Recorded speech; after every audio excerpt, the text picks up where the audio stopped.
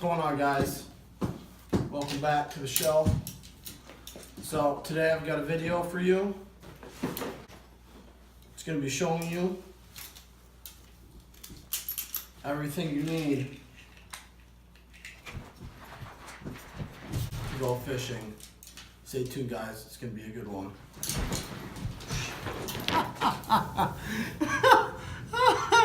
Hey guys, what's going on? Welcome back to the Michigander Project. What you just seen there was, that's ludicrous. You do not need half that stuff when you're going out, and you probably won't look anything like that. Some of the things that I was carrying around, yeah, I do use, but only in certain situations. So if you guys stay tuned, this video is going to be the beginner's guide to fishing. Okay guys, so I'm going to start off by saying I'm really happy to see you guys back. It's been a while since I made a video here. I hope you guys enjoy this one. This is for you beginners out there that are, trying to start off but you don't know really where to start. I'm going to go ahead and give you the first couple things you're going to need to start catching fish. So here it goes. First, you're going to need a rod and reel setup. I suggest, instead of maybe a push button or something like your Zebco or Shakespeare or something like that, you're going to want to go with, and it doesn't matter the brand really, as long as you got a spinning rod and a spinning reel setup. Now, I suggest starting off on one of these. Now, it might be confusing when you first start it because you got to flip this thing and put your finger on the line and whatever. But it's gonna make you guys better in the long run, because if you start off with a push button, typically and what I don't like about them is when you start off with a push button, your retrieve is going to be with your right hand. Now, most people their dominant hand is the right hand. It's great if you're left-handed, that's awesome, but typically your dominant hand is your right, where feeling and reacting and having your best hand on the line, so to speak, you're going to want your dominant hand on the pole.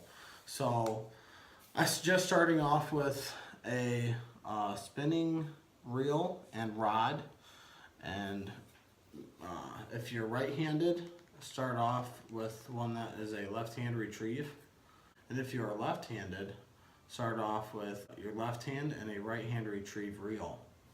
When you do buy a rod and reel setup, you're probably going to want to get something that detaches right here, which means it's a two-piece setup. The reason is you're probably going to have this in your car or truck, and it's going to take up a lot of space if it's 7 foot or something like this is. That's a ridiculously long piece of equipment in any vehicle, and you're less likely to take it anywhere, which means you won't get any better at fishing. So I suggest getting a two-piece and rocking that for a while. So I'm going to go ahead and put this back together, set that down, and show you guys the next piece you're going to need.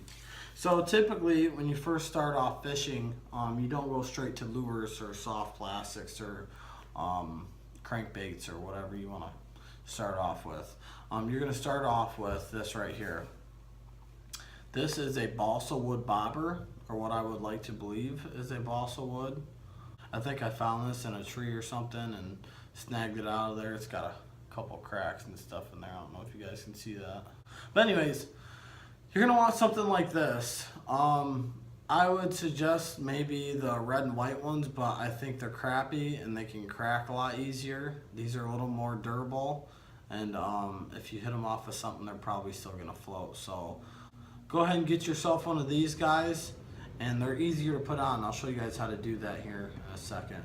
But until I do, I'm going to show you guys the second part. You're going to need one of these little guys. You see that? Right there. Right there. Yeah. That's what we call a split shot. Now this one's a really difficult split shot because it's completely round. Okay? But if you guys can't see that in the video, I think you can see it right there. It's got a little split halfway between it. So what you're going to do is split this, and you're going to wrap it on. I'll show you guys how to do that, and you crimp it back down. After that, you're going to need one of these handy dandy guys. You need that right there. It's a hook, okay?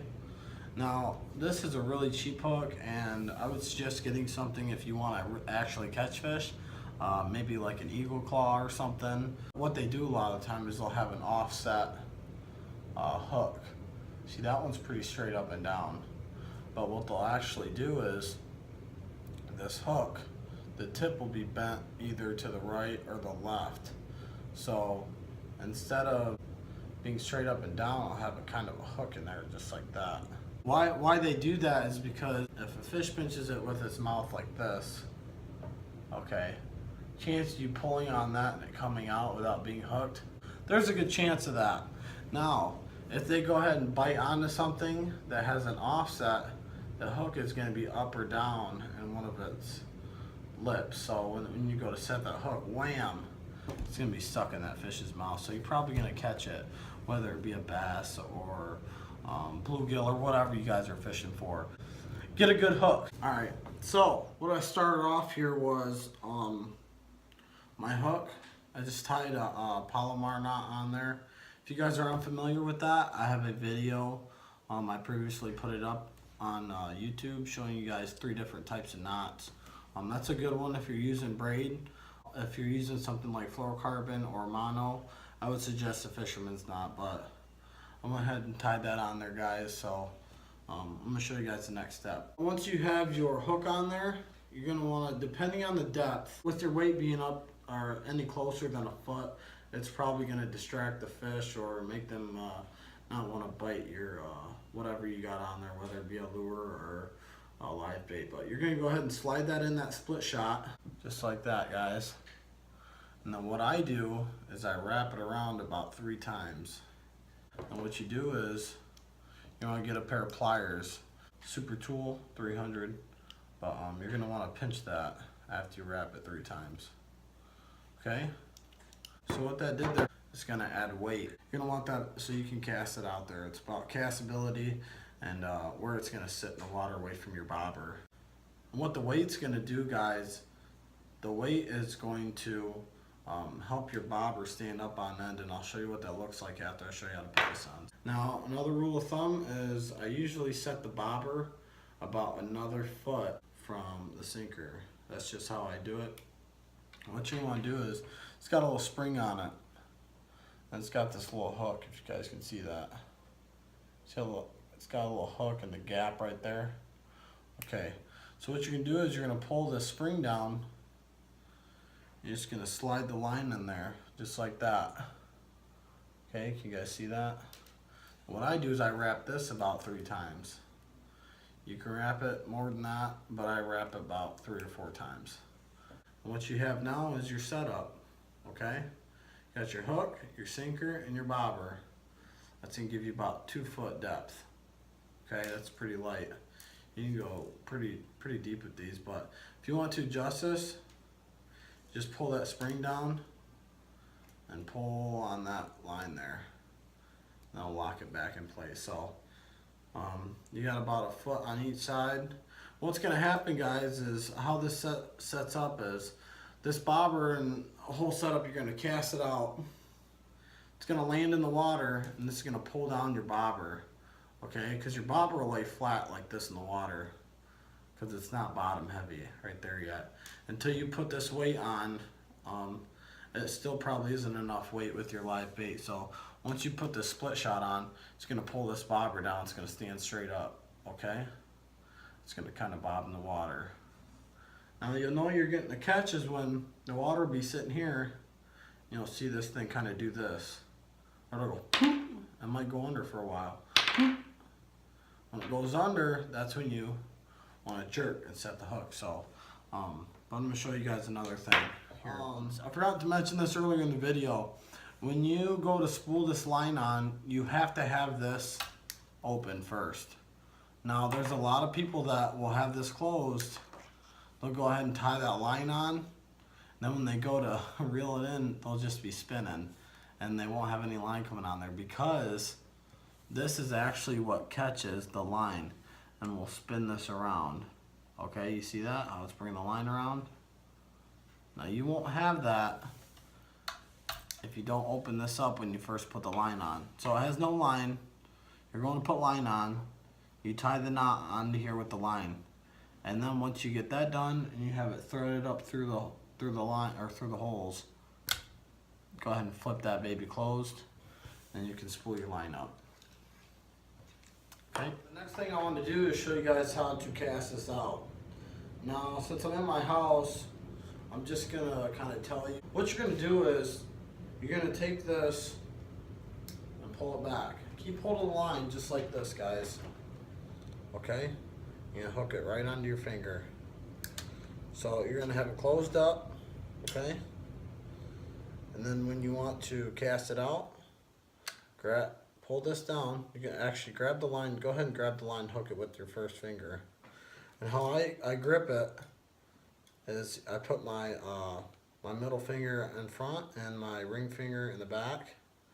Then my pointer finger, my index finger, I'll put it right there. So basically this is how I grip, and this is how you're going to cast.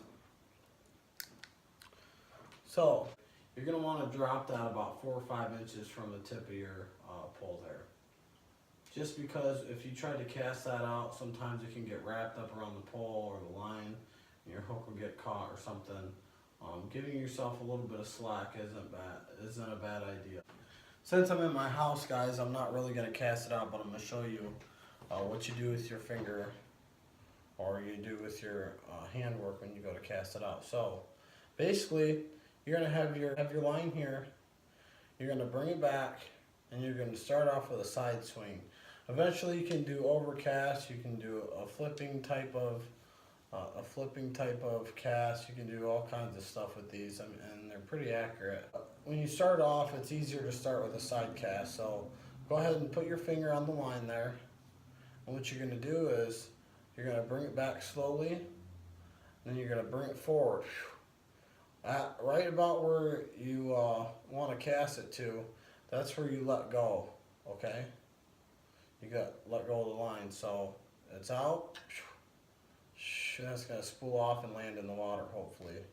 My first couple tries you might mess up, but the good thing about these guys is when you let go of the line, it's actually going to travel out. It's not going to be stuck like a push button. You'd sit here, you'd push the button, and you'd throw it out and try and get the right timing, let go, and then it locks up on you. That won't happen with these, so I'm going to go ahead and show you guys one more time. So you're going to unclick it here.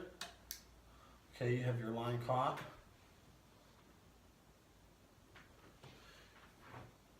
You have your line here, okay? You're going to click it, the spool open, and then you're going to let go, okay? So you're going to let go, all right? You don't have to bring your thumb up like I did, but for some reason that's what I do, and I throw it out. And then if you want, you can control the line. When you get better, you can start flipping and pitching, then you can control the line stopping at a certain point or whatever with this hand. It's very important, guys, when you let go and it lands in the water, that you don't crank this over, because if you do that, it's going to cause spooling problems where you're going to get knots and stuff and tangles. So when you have it here, take your finger again, grab the line, and pull that over, okay? Alright guys, so those were the basics of fishing. If you guys want a more in-depth video, I can do that, but I think this gave the minimum of what you need to do to start. If you need to learn how to tie knots or figure out what type of live bait you want to use, that's up to you really. I didn't put that on there because, I mean, everyone has their different preference. Just basically what I'm saying is go out there and try new things, okay?